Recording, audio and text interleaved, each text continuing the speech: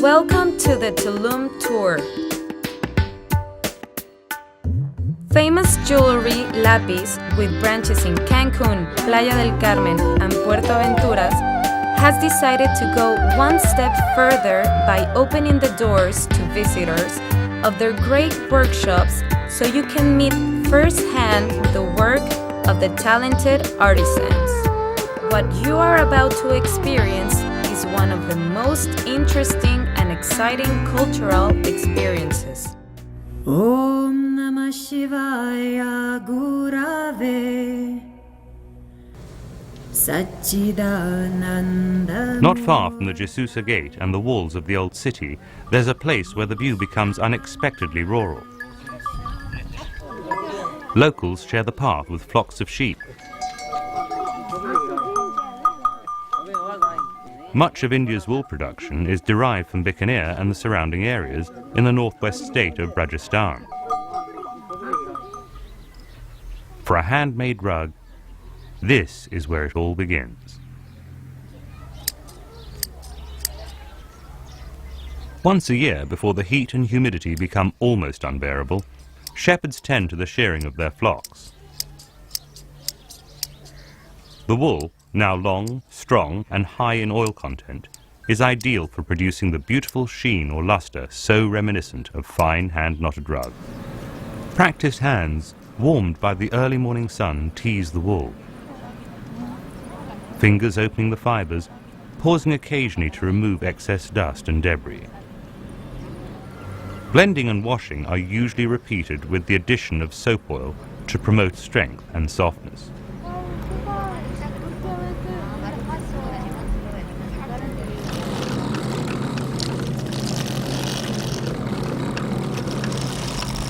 Highly coveted handmade rugs abandon fast, efficient, noisy machines in favor of a simple and somewhat quieter device.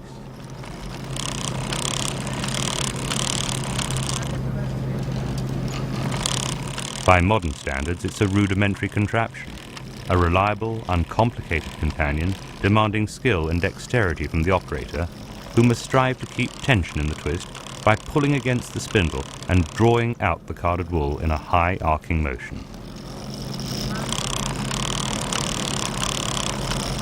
Hand spinning dates back thousands of years, although when and where the technique was developed has never been determined.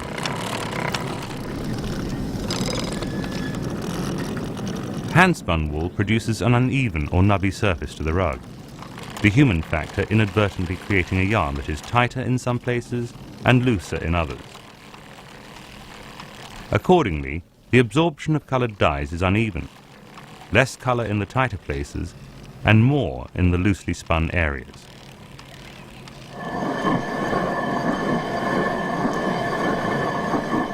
To maintain the more traditional or homespun look often associated with village or tribal rugs, vegetable dyes such as saffron, indigo, madder root, and even tree bark must be prepared.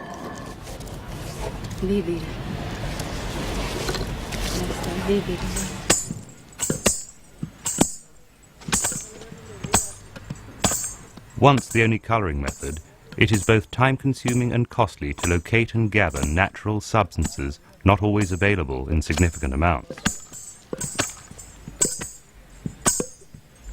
After initial preparation, the rhythmic tapping of the hardwood mortar and pestle accedes to the monotone grinding of the heavy stone wheel, which completes the task. Then, like tea or coffee, water is added and the mixture must be allowed to brew or steep.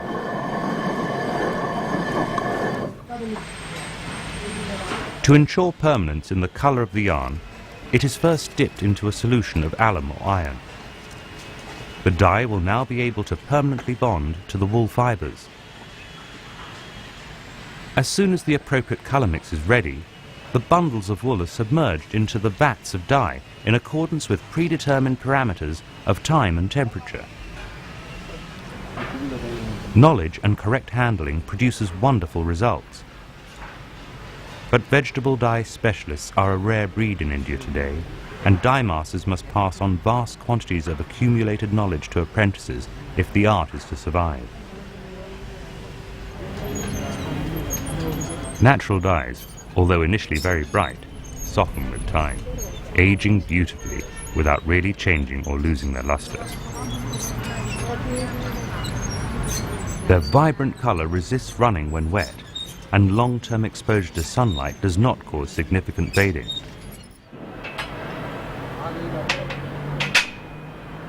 Once again turning to Mother Nature, the successfully dyed bundles are left out in the sun to dry, where they are occasionally turned.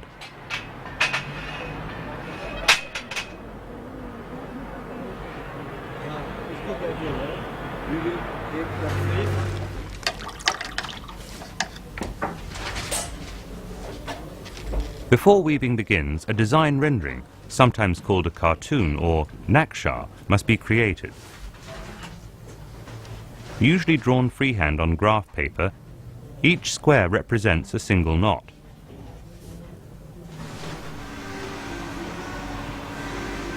More than just a shape and a color pattern, the naksha indicates to the weavers the type and quality of rug to be produced.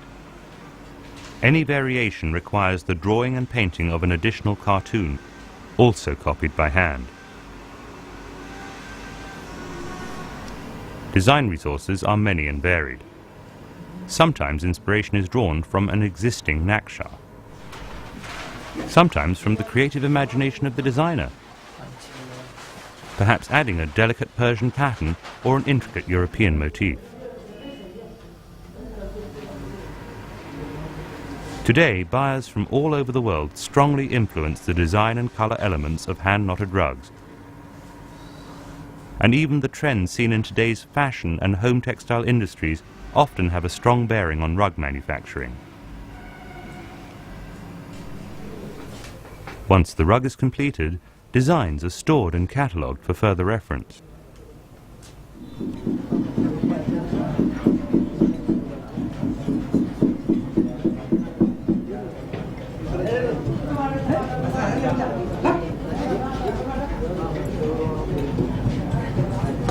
Rugs are woven on looms of various sizes, the width of the loom dictating the width of the rug. Despite the simplistic, antiquated look, the frame is robust enough to support the warp and weft strings of varying tension for the entire time the rug is secured to the loom. Preparation requires a great deal of precision and patience, as literally thousands of warp strings must be painstakingly placed in position. Traditional weaving techniques have been traced back almost 3,000 years. The type of knots used relate directly to a specific region or ethnic group, the obvious examples being a Persian knot or a Turkish knot. The apparent effortless way in which the knots are formed is deceiving to the untrained eye.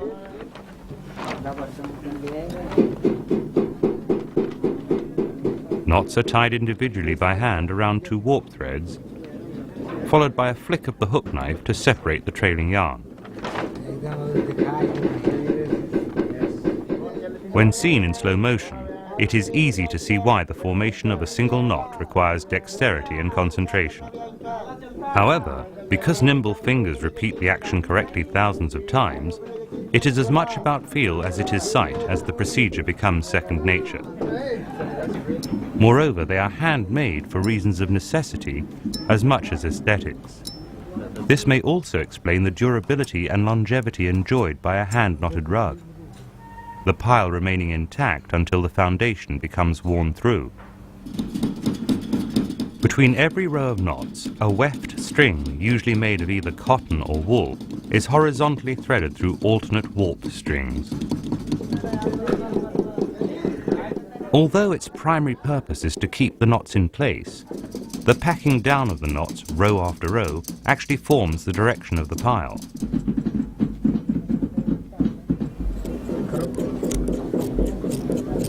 The essential design of the carpet is carried in the pile. After several rows have been completed, the excess wool is trimmed off and the creative cycle begins again.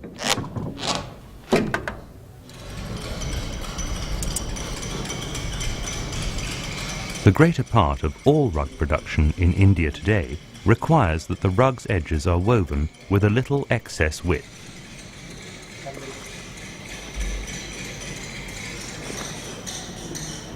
This enables the sides to be trimmed off and then finished in such a way as to allow the carpet to lay straight on the floor.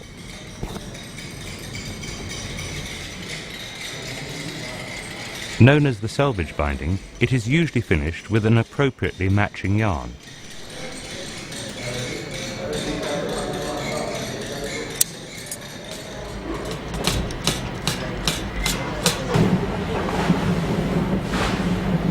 Although taking a blowtorch to a fine hand-knotted rug may seem somewhat extreme, it is common practice to singe the reverse side of the carpet in order to remove loose fibres and any excess wool.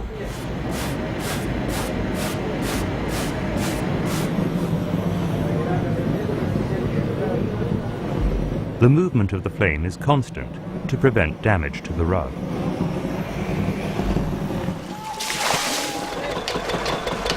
Washing a newly woven rug involves compressing the soaking wet pile with wooden paddles. The scraping action, often done in unison, is similar to using a chamois leather cloth.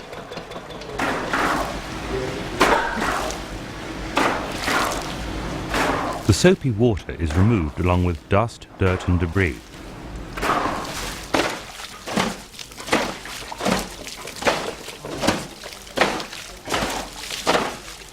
The synchronous action of the washerman is symbolic, the movement breathing life into the rug.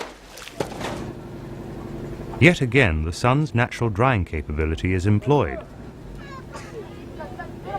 Larger rugs sometimes taking several days to dry.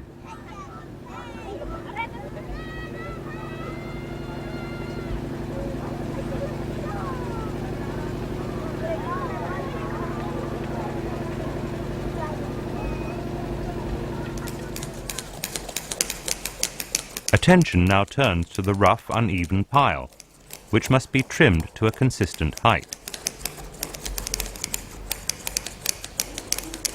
Clipping the pile is usually performed in stages and in combination with several other techniques, often with washings in between.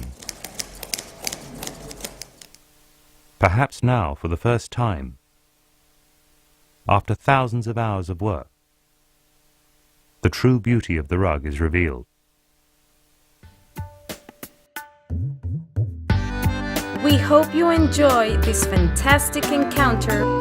Please note that any questions or comments you have, you can ask any of our representatives, and we will be glad to help.